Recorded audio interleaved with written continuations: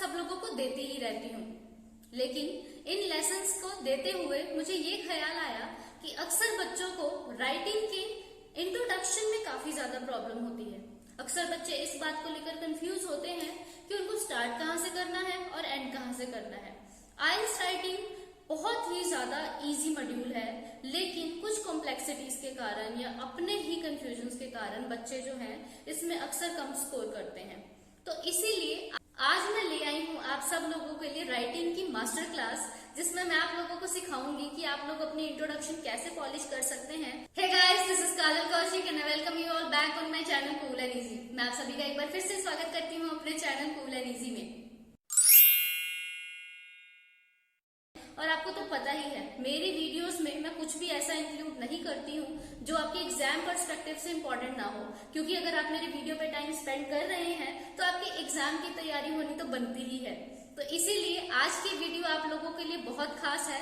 अगर आप लोग आइल्स राइटिंग एस्से टास्क 2 में अगर अपने इंट्रोडक्शन को अच्छे से लिखकर अपना टास्क रिस्पॉन्स 100% रखना चाहते हैं और अच्छे मार्क्स जो है स्कोर करना चाहते हैं, अच्छे बैंड लाना चाहते हैं, तो ये वीडियो आपको शुरू से लेकर एंड तक देखनी बहुत ज्यादा जरूरी है। और मैं ऐसा क्यों कह रही हूँ, वीडियो के एंड में आप लोग खुद ही समझ जाएंगे। तो चलिए मैं आप लोगों को बता देती हूँ कि आज का एग्जाम पर्सपेक्टिव से सबसे ज्यादा इंपॉर्टेंट क्वेश्चन क्या है जो कि एजुकेशन से रिलेटेड है और आप लोग बहुत ही इजीली इसको प्रिपेयर कर सकते हैं। और मैं आप लोगों को बताऊंगी कि किस तरीके से इंट्रोडक्शन प्रिपेयर होनी चाहिए, लिखा जाना चाहिए, ताकि आप लोग उसको अच्छे से प्रेजेंट कर पाए अपने टेस्ट चेकर को और आप अच्छे से उसमें स्कोर कर पाए और आप अपने मन चाहे स्कोर को जो है अचीव कर सकें। तो चलिए शुरू करते हैं, ज्यादा टाइम वेस्ट नहीं करते हैं। मैंने बोर्ड के ऊपर क्वेश्चन लिखकर पूरी तरह से रेडी कर लिया है और मैं चाहती हूँ बस आप लोग ध्यान से एक बार मुझे सुन लीजिए। आप लोगों को कुछ वोकैब वर्ड्स में मैं दे दूंगी उसमें, और मैं आप लोगों को एक इजी मेथड सिखाने जा रही हूँ जिससे आप सब लोग अपने राइटिंग का जो मॉड्यूल है वो इजिली क्रैक कर पाएंगे। नो मैटर व्हाट, आप लोगों का इंट्रोडक्शन हर सिचुएशन में सही ही होगा, उसमें आपके मार्क्स नहीं कटेंगे। तो चलिए श्योर कर लेते हैं आपके मार्क्स और आपकी राइटिंग एग्जाम के लिए जो आइल्स में आप देने वाले हैं आने वाले कुछ महीनों में, उसके लिए हम पूरी तरह से तैयारी कर लेते हैं ताकि आप सब लोगों के मन चाहे मार्क्स आ सकें जितना आप लोग स्कोर करना चाहते हैं। Let's begin. तो मैंने बोर्ड पे क्वेश्चन लिख के ऑलरेडी रेडी कर लिया है, आप सब लोग देख सकते हैं।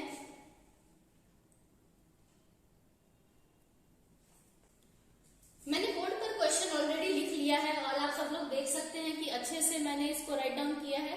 और अगर आप लोगों को मेरी राइटिंग समझने में प्रॉब्लम आ रही है तो I am going to explain it, narrate in my own words so that you guys can coordinate with my voice and you can note it down in your notebooks and note it down that this question is very much important for your exam point, for your IELTS examination, for your writing module, and it will really help you score better marks if you listen to these tips that I am going to explain to you all, and must watch the video from beginning till end so that you can grasp as much as you guys can. So let's begin with it. Some people think that government should establish free libraries in each town. Others believe that it is a waste of money since people can access the internet at home to obtain information. Discuss both views and give your opinion. तो आज का हमारा जो सवाल है guys, आप देख, तो आज का जो हमारा सवाल है, so today's question is students that some people think that the government should establish free libraries. लोग कहते हैं, कुछ लोग ये बोलते हैं कि गवर्नमेंट को जो है फ्री लाइब्रेरीज जो है सेटअप करनी चाहिए, स्टैब्लिश करनी चाहिए, लेकिन वहीं पर कुछ ग्रुप ऑफ लोग ऐसे हैं जो कि इस बात को अपोज करते हैं by saying that we have the availability of internet these days, we are living in a googly world and then why we have to rely on a certain place if you want to access any kind of information, and they claim that if we have internet we do not need libraries in the form of buildings or any other kind of raising. So let's begin, and that how you guys can write a very defined introduction for this particular question.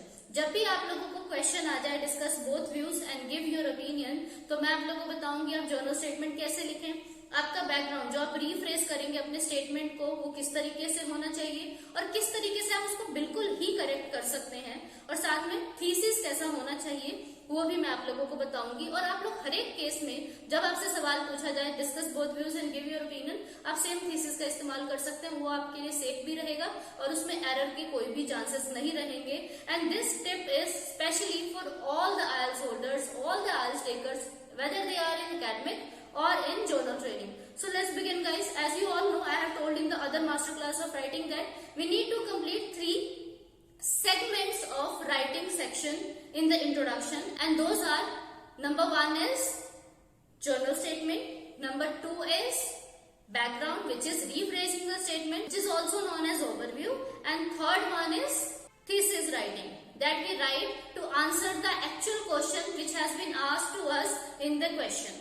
तो चलिए मैं बता देती हूँ मेरी बातों का क्या मतलब है। सबसे पहले मैं आप लोगों को एक बार लिख के बता देती हूँ कि जर्नल स्टेटमेंट क्या होता है। जर्नल स्टेटमेंट गाइस, आप लोग को जर्नल स्टेटमेंट स्टूडेंट्स आप लोग क्वेश्चन को पढ़कर डिसाइड करते हैं।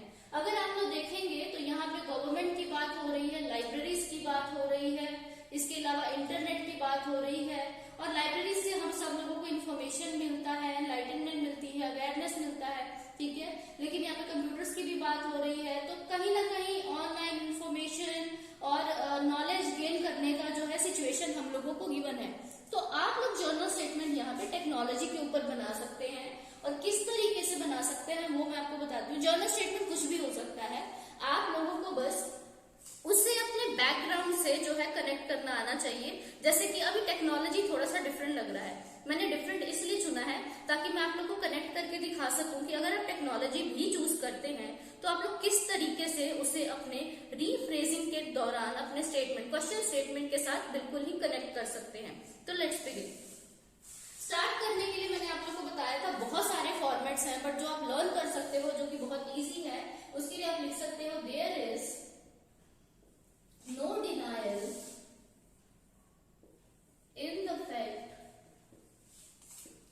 that automation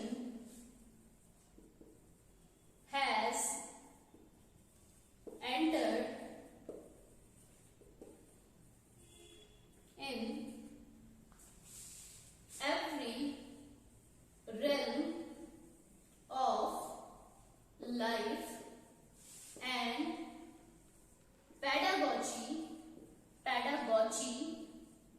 is not an exception। तो ये स्टूडेंट्स हमारा हो गया जर्नल स्टेटमेंट रेडी, जिसमें मैंने लिखा है there is no denial in the fact that automation जो मैंने इस्तेमाल किया है, this is a synonym to technology, has entered every realm. Realm का मतलब होता है फील्ड, फील्ड मतलब कि यानी कि क्षेत्र, पंजाबी में बोलूं तो खेतर, of life, and pedagogy is not an exception. Pedagogy का मतलब होता है एजुकेशन, और ये एजुकेशन का डायरेक्ट सिनोनिम है। आप लोग इसे कहीं भी इस्तेमाल कर सकते हैं, whether you are doing your speaking module or writing, it is a completely visible word and completely formal that you can include in your writing section. So हम लोगों ने इसको, मैं हिंदी में भी एक बार कन्वर्ट कर देती हूँ क्या लिखा है। इस बात में कोई शक नहीं है कि जो टेक्नोलॉजी है उसने जिंदगी के हर एक हिस्से में जो है अपनी जगह बना ली है, एंट्री ले ली है, और एजुकेशन भी उससे जो है हटके नहीं रह चुका है। मतलब कि एजुकेशन में भी वो अपनी जगह बना चुकी है, यानी कि टेक्नोलॉजी अपनी जगह बना चुकी है। अब हम लोगों ने बताना है जो क्वेश्चन का स्टेटमेंट है वो इससे कैसे जुड़ा हुआ है। अब क्वेश्चन का स्टेटमेंट आप लोग सोच रहे होंगे कि मैं क्या बोल रही हूँ, मैं क्वेश्चन को अलग कर रही हूँ और क्वेश्चन स्टेटमेंट को अलग बता रही हूँ। सो स्टूडेंट्स, इस बात से मेरा मतलब ये है, आपका सवाल है discuss both views and give your opinion. इससे पहले वाली जितनी भी स्टेटमेंट है वो आपकी क्वेश्चन की स्टेटमेंट है। इसके पीछे जितने भी सेंटेंस लिखे हुए हैं, जितनी भी लाइंस लिखी हुई हैं, discuss both sides and give your opinion से पहले जो भी लिखा हुआ है that is your statement for the question, जिसमें आपको एक सिचुएशन दी गई है। अब आप लोगों ने इसे रीफ्रेज करना है। रीफ्रेज करने के लिए भी बच्चे बहुत कंफ्यूज होते हैं। Even at my time I use to get a lot confused while doing these kind of things, and I used to make often errors while writing the introduction section because I was never able to conclude that how I can make it appropriate। तो मैंने कुछ methods निकाले जिससे मैंने अपनी writing module को थोड़ा सा स्मूथ किया और स्टार्टअप में अपने आप को जो है इम्प्रूव कर सकी और आगे फर्दर लर्न कर सकी। तो क्या करना है आप लोगों ने for a starter, beginners basically कैसे आप लोग इसको इम्प्रूव कर सकते हो। जब भी आप लोगों को सम पीपल मिल जाए, जो कि आप लोग देख सकते हैं मैंने अंडरलाइन किया है, अभी मैंने एक राउंड लगाया है सम पीपल के ऊपर। सम पीपल को आप हमेशा किस में चेंज कर देंगे, यहाँ पे आप लिखेंगे here, HERE, here a group. Some people के लिए आप हमेशा लिखेंगे अ ग्रुप ऑफ इंडिविजुअल्स। क्या लिखेंगे, a group of individuals, a group of individuals. अब आप देख रहे हैं थिंक, थिंक वर्ड के लिए आप पोंडर लिख सकते हैं, PONDER, या फिर आप एजॉर्ट लिख सकते हैं, या फिर आप क्लेम भी लिख सकते हैं। तो इन तीनों में से आप थिंक के लिए कोई भी वर्ड यूज कर ले। Here a group of individuals ponder, मैं पोंडर को लेके चलती हूँ अभी। दैट गवर्नमेंट के लिए हम लोग रिजीम्स यूज कर लेते हैं।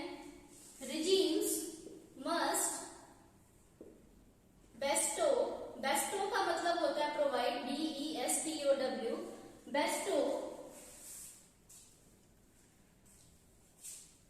Cost free libraries in all the cities. Town को हमने सिटीज बना दिया, लाइब्रेरीज हमने सेम रखा है, हमारा मटेरियल, हमारा मेन नाउन है, उसको हम चेंज नहीं करेंगे। अब आप लोगों ने जो एक स्टेटमेंट है वो कंप्लीट कर दी। मैं दूसरी जो अदर्स बिलीव दैट, जो दूसरा स्टेटमेंट इन्होंने ऐड ऑन किया है, इसके साथ कनेक्ट कर रही हूँ। Here a group of individuals ponder, assert or claim that regimes must bestow cost-free libraries in all the cities। अब आप लोगों को यहाँ पे whereas दिया, others दिया हुआ है, आप लोग मतलब अब यहाँ पे आप लोग को others दिया हुआ है, इसका मतलब आप लोग को एंटी स्टेटमेंट बतानी है। जब भी आपने एंटी स्टेटमेंट बतानी है तो आपने सिटीज के बाद या जो पहला आपका स्टेटमेंट है वहां पे आपने कॉमा लगाना है, फिर आपने whereas लिखना है, however भी आप लिख सकते हैं, whereas यहाँ पे परफेक्ट है, और उसके बाद आप लिखेंगे अदर्स के लिए आप लोग अदर्स यूज करेंगे। एंड सेकेंड टाइम, अब मैंने आप लोग को बोला पहले में आप पोंडर यूज करो थिंक के लिए, एजर्ट यूज करो और क्लेम करो। जब आपके पास बिलीव आ जाए तो आप लोग लिखें whereas others argue, उसके लिए जो आप टर्म यूज करोगे, बिलीव के लिए जो टर्म यूज करोगे, यानी कि सेकेंड नोशन के लिए जो टर्म यूज करोगे अदर्स के साथ, वो होगा आर्ग्यू। मुझे लगता है आप सब लोग समझ पा रहे होंगे कि मैं क्या कह रही हूँ, और अगर आप नहीं समझ पा रहे हैं तो प्लीज मेरी वीडियो को ध्यान से सुनिए, ध्यान से शुरू से लेकर एंड तक देखेंगे तो आपको मेरी हर एक बात जो है कनेक्टेड लगेगी to my statement. Others argue that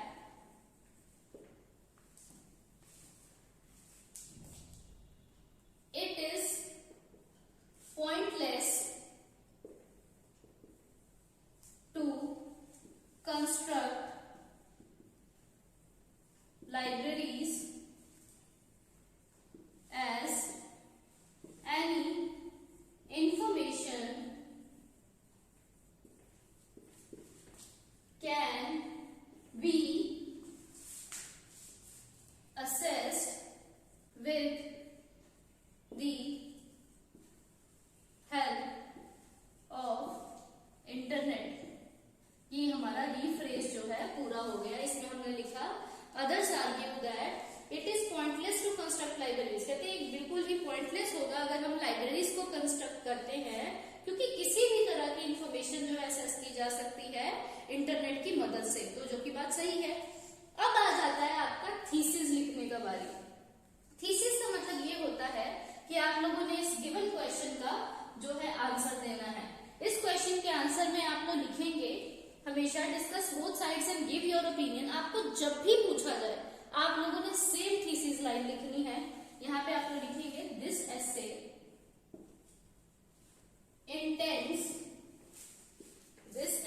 intends to analyze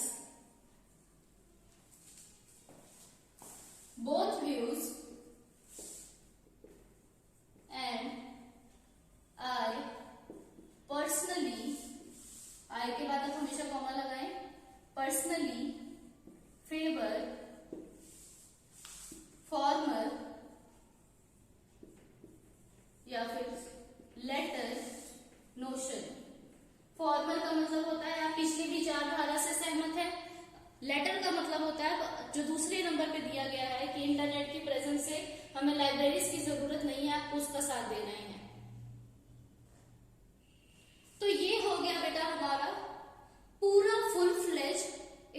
introduction जिसमें आपका टास्क रिस्पॉन्स जो है वो बिल्कुल ही 100% है।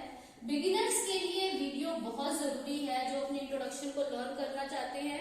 Basically this is a beginners guide, और आप लोग अगर एडवांस में भी जा रहे हैं तो विदाउट बेसिक जो है आप ट्रेवल नहीं कर सकते हैं किसी भी चीज के अंदर। When basics are strong you can always remain in the game no matter what. तो मैं चाहती हूँ आप लोग के बेसिक्स जो है इस क्वेश्चन के साथ पूरी तरह से क्लियर हो जाएं, both sides, and give your opinion आ जाए, तो आप लोग इस तरीके से इंट्रोडक्शन लिख सकते हैं।